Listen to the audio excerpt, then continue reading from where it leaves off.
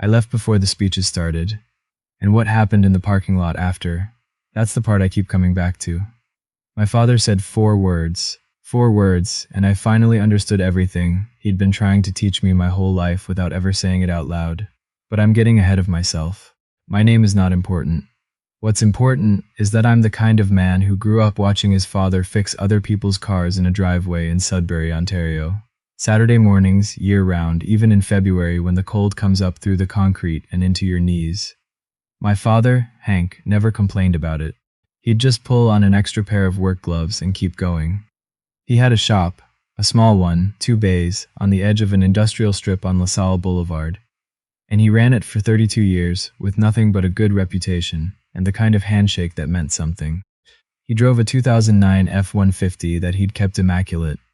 Not pristine, immaculate. There's a difference. Pristine means it's never seen work. Immaculate means someone cared about it enough to clean it every single weekend, no matter what else was going on. That truck tells you everything you need to know about my father. I left Sudbury at 18, went to Waterloo for engineering, ended up in Calgary working for a mid-size energy consulting firm. I worked my way up steadily. Not spectacularly, steadily. By the time I was in my mid-30s, I was managing a team of 14, had a condo in Beltline, and had started putting away serious money into index funds, because I didn't trust anyone to manage it better than I could. Not rich. Comfortable. The kind of comfortable where you don't think about the bill at a restaurant, but you still notice when something's overpriced, and you think that's overpriced. I met Cassandra's family for the first time at Thanksgiving. Her family, the Prestons, had a place in Oakville, the kind of house that looks like it was designed to make you feel like you arrived somewhere. Long driveway, mature trees, a front entrance with double doors that opened into a foyer, with actual tile that hadn't come from Home Depot. Her father, Douglas, had built a commercial real estate portfolio over 25 years. Her mother, Vivienne, and she introduced herself as Vivienne, not Viv. I noticed that right away, had done something in wealth management before she stepped back, as she put it, to focus on the family. They were gracious. That's the word, not warm, gracious. There's a difference there too. I brought a bottle of Niagara Pinot Noir, and Vivienne thanked me and set it on a side table in a way that made it clear it would not be opened that evening. Dinner was good. The conversation was careful. I answered questions about my work, and Douglas asked intelligent follow-ups, which I appreciated. He was not a stupid man. Neither was Vivienne. That would have been easier, honestly, if they'd been stupid. Cassandra squeezed my hand under the table at one point, and I thought, this is fine. I can do this. These are just people. I asked Cassandra to marry me in March, on a weekend trip to Tofino. We were standing on the beach at sunset, and I'd been carrying the ring in my jacket pocket for 2 days, waiting for the right moment, and it rained both previous days, which, that's Tofino, so I should have planned better.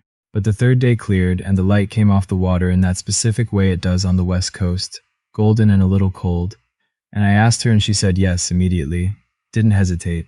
And I remember thinking this very clearly. I thought, this is a person who knows what she wants. I appreciated that about her. I still do, actually. Even now. We'd been together 2 years by then. We worked well together. She was a landscape architect, had her own small firm, was disciplined and organized, and had strong opinions about things which I liked. I don't do well with people who don't have opinions. Life's too short to spend it with someone who shrugs. The engagement was announced at a dinner. Her parents hosted it at their Oakville house about 3 weeks later. Her father opened a bottle of Pol Roger and made a toast that was genuinely warm, and I felt good about it. Her mother hugged me for the first time properly and said she was delighted. I called my father that same night. He picked up on the second ring, which he always does, and when I told him, he said, "That's good, son." And then he asked if I'd eaten. That's my father. That's the whole man right there. The wedding planning started, and I mostly stayed out of it. That's not a cop-out, it's a division of labor Cassandra and I had discussed. She had the eye for it, she had opinions, she had a vision. My job was to show up when needed, approve things when asked, and write checks. We were splitting the cost ourselves, which Vivienne had initially resisted.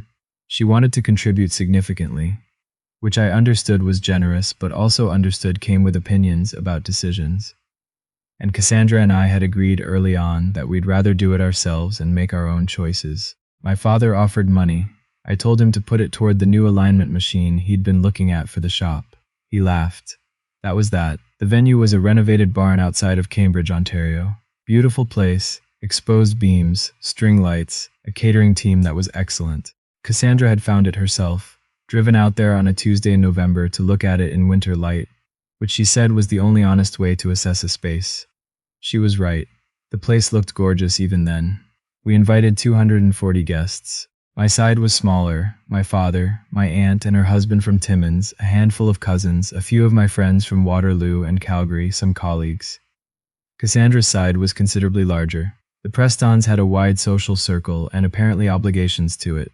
I met most of her extended family at a dinner Vivienne organized in June, about 2 months before the wedding. A restaurant in Toronto, Yorkville neighborhood, the kind of place where they don't put prices on the bread menu, because if you have to ask, you're already in the wrong restaurant. There were maybe 30 of us.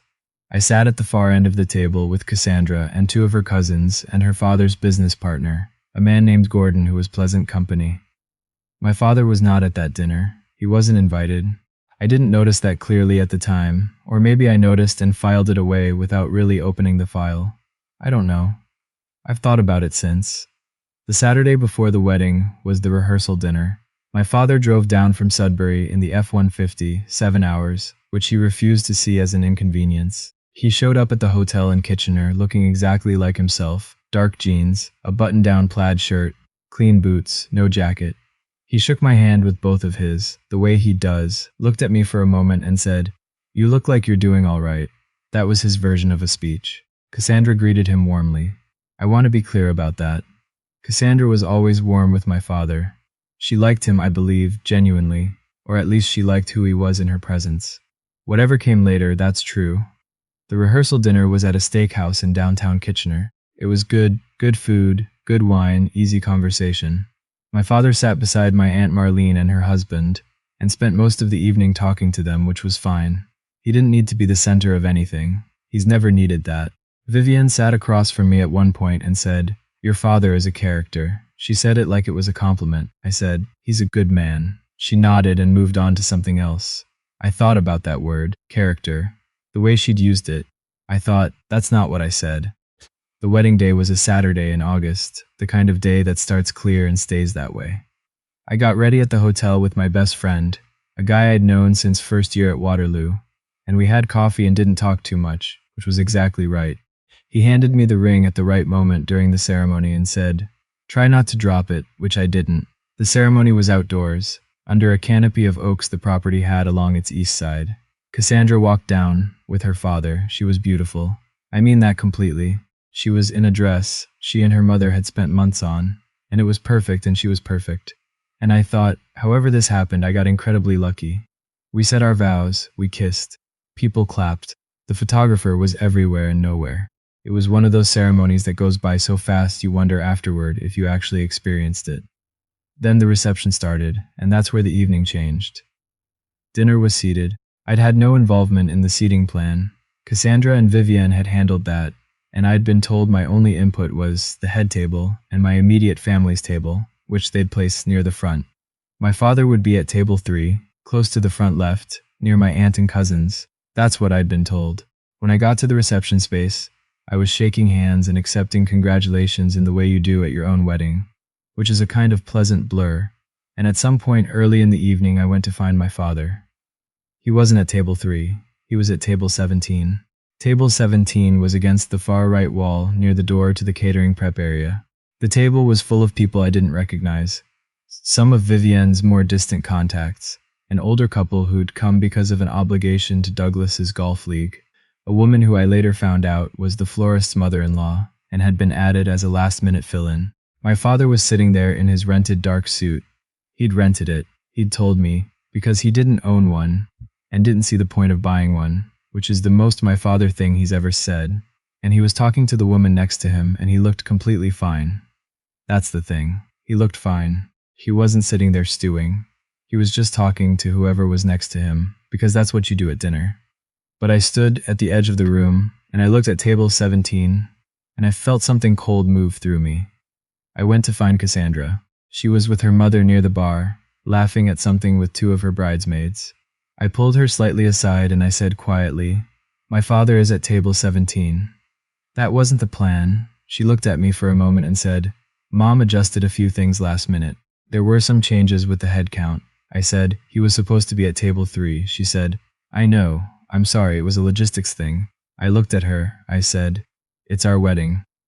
She put her hand on my arm and said, can we talk about this later, please? Just tonight. Let's just get through tonight.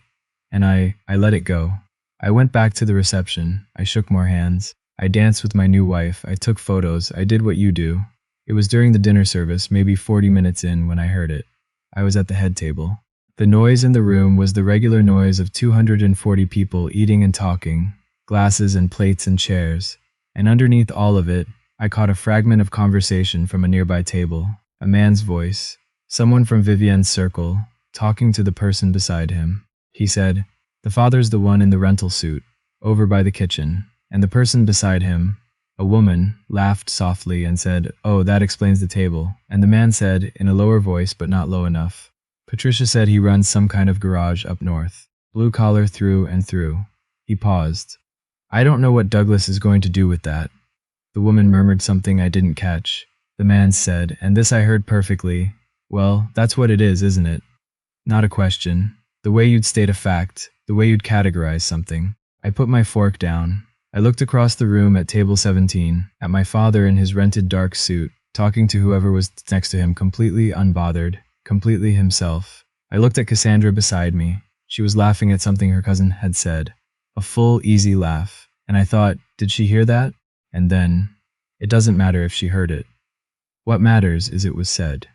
What matters is that her mother moved him to table 17, and the people at this wedding, the people her family chose to fill 200 seats, look at my father and hear blue collar through and think that explains the table. I excused myself from the head table. I found Vivienne by the floral arrangement near the east door.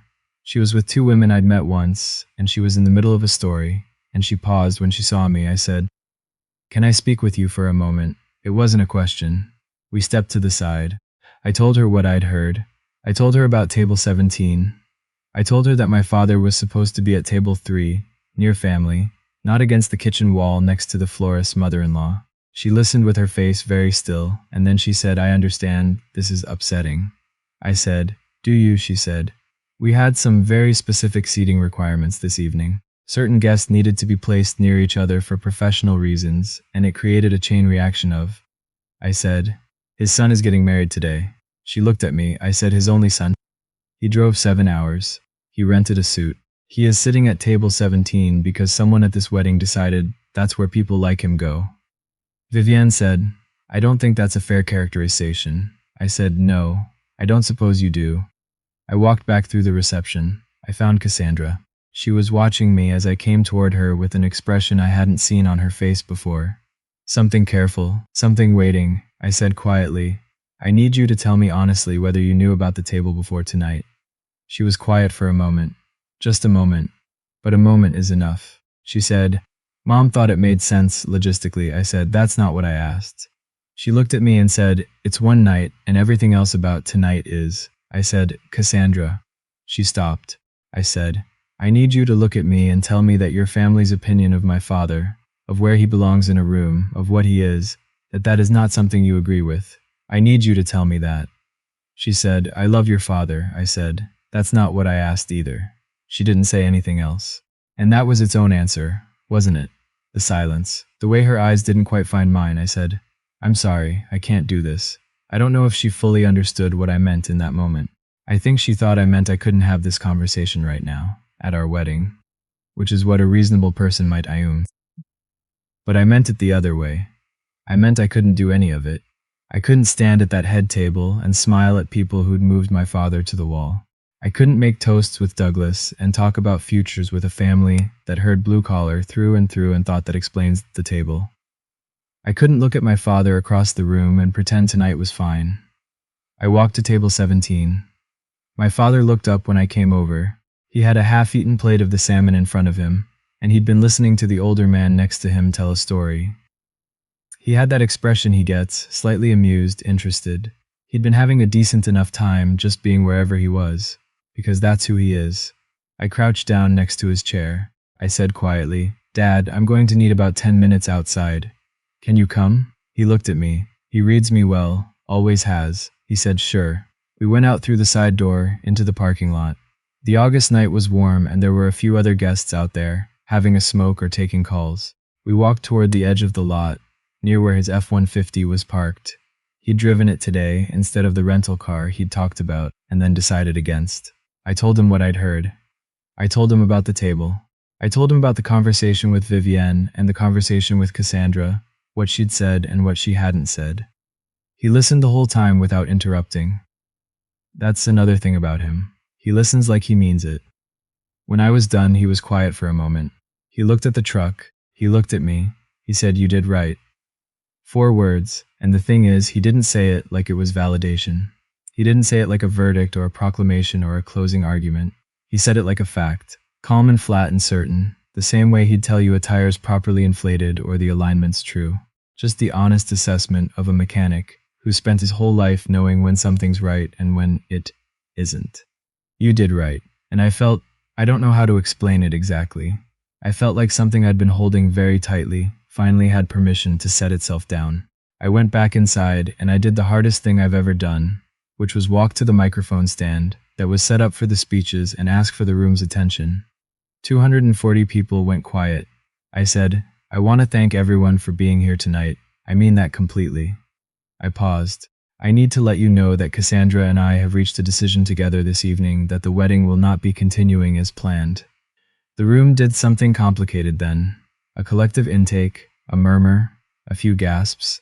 Someone near the back said what quite audibly. I said, I'm asking you to please enjoy the remainder of the evening. The catering and the bar will stay open. I'm sorry for the disruption. I want to say in particular that Cassandra is a good person, and I ask you to treat her with kindness tonight and going forward. That's all I said. I put the microphone down. I found Douglas on my way to the door. He'd stood up from his table and was moving toward me with an expression that was somewhere between furious and panicked. I stopped and let him come to me. He said, What in the hell? I said, Your daughter is going to need you tonight. Please go to her. He looked at me. Whatever he was about to say, he didn't say it. Maybe he saw something in my face. Maybe he understood more than he wanted to. He turned around and went back toward the room. I went outside. My father was still in the parking lot, leaning against the bed of the F-150, looking up at the sky. The stars were starting to come out. It was a good August night for it. He didn't ask what happened inside. He didn't need to. He just waited until I got to him. And then he put his hand on my shoulder. Once briefly, the way he used to when I was a kid, and something had gone wrong at school, and there was nothing left to say about it. That was 14 months ago. Cassandra and I spoke, eventually, when the dust settled. We had several conversations over the following weeks that were hard but honest, which I appreciated. She's not a bad person. She genuinely isn't. But she grew up in a house where certain things were understood without being said. Certain hierarchies just existed like furniture, and she'd never really interrogated any of it, because she'd never had to. That's not unique to her family. It's fairly common, actually. It's just hard to build a life with someone who doesn't see the furniture until it lands on your father. We returned the gifts. We handled the financial fallout, which was considerable. My lawyer and her lawyer dealt with the venue and the vendors, and we came to an arrangement that was fair. Douglas sent me one email about 6 weeks later. It was 3 sentences. It said he understood my reasons, that he hoped I'd reconsider, and that in his experience things looked different with time and perspective. I reread it twice and then I archived it. Vivienne didn't reach out at all. That told me what I needed to know. My father sold the shop in November. He'd been thinking about it for years. He was 61. His knees were doing what knees do at 61, if you've spent 3 decades on concrete. And the right offer had come along from a young mechanic, from Espanola, who wanted to build something of his own. My father sold it for a fair price and helped the new owner through the transition for 3 months. No charge. Because that's how he thought a handoff should work. He spent December in Tofino, of all places. He called me on Christmas Eve from a rental he'd found online, a little cabin outside of Ucluelet. He said the coast was something, and I said I'd been there once. It was, and we talked for about half an hour about nothing in particular, the cabin, the weather, a book he'd picked up in a shop in Tofino town, what kind of fish was running. Before we hung up, he said, You should come out here sometime. I said I would. In the spring, I drove to Sudbury for a week. Not to the shop, obviously. The shop was someone else's now. But the house was still his, the house he'd had since before I was born. And I stayed in my old room, and we ate dinner at the kitchen table every night, and watched hockey after, and went to bed early like two people who'd earned a quiet week. One evening I asked him, for the first time directly, if he'd had any idea what the Prestons thought of him. Whether he'd felt it before that night. He thought for a moment. He said, I felt it at the rehearsal dinner, the way the mother said character. I said I'd noticed that too. He said, doesn't bother me what people think of me. Never has. What bothered me was the idea that you might spend the rest of your life managing it. He looked at me. Nobody should have to manage their family on behalf of their wife. I didn't say anything for a moment. He went back to the hockey game. That was, I think, the longest speech my father ever gave me. And it was enough. It was more than enough. I drove back to Calgary on a Sunday morning in early May, with the windows down for the first part of the Alberta stretch, where it got warm enough, listening to a radio station out of Red Deer that was playing old country without apology. And I thought about the parking lot in August, and my father leaning against his truck, and 4 words that landed like a plumb line, accurate and final and perfectly true. You did right. I believed him.